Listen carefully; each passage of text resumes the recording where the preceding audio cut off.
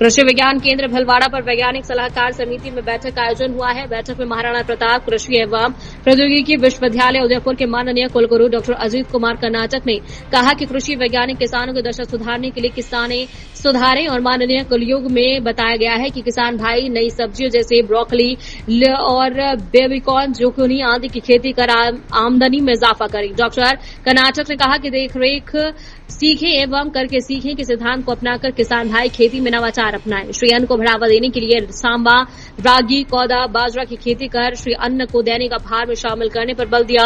Doctor JP Mishra, निदेशक भक्र अनुप कृषि तकनीकी अनुप्रयोग अनुसंधान संस्थान जोधपुर ने किसानों की दशा एवं दिशा सुधारने की आवश्यकता पर जोर देकर वैज्ञानिक तरीके से खेती करने का सुझाव दिया है। साथ ही प्रगतिशील कृषकों के यहां प्रदर्शन लगाकर कृषि तकनीकी में हस्तांतरण की आवश्यकता जताई है। डॉक्टर मिश्रा ने मक्का के उत्पादन को बढ़ावा देने पर भी बल दिया। Doctor RL. सोनी, निदेशक प्रसार शिक्षा निदेशालय उदयपुर ने केंद्र की गतिविधि की सराहना करते हुए कहा कि प्रदर्शनी में माध्यम से दिए जाने वाले बीज को बीज उत्पादन द्वारा आगामी सीजन में काम लेने हेतु किसानों को प्रेरित करें और गाइड ही नहीं करते, हमारी समस्याओं को सुनते हैं और उसके बाद उनका समाधान करते हैं। विशेष रूप से हमारे लिए धन की व्यवस्था करते हैं। इसके लिए आपका बहुत बहुत आभार व्यक्त करना चाहता हूँ।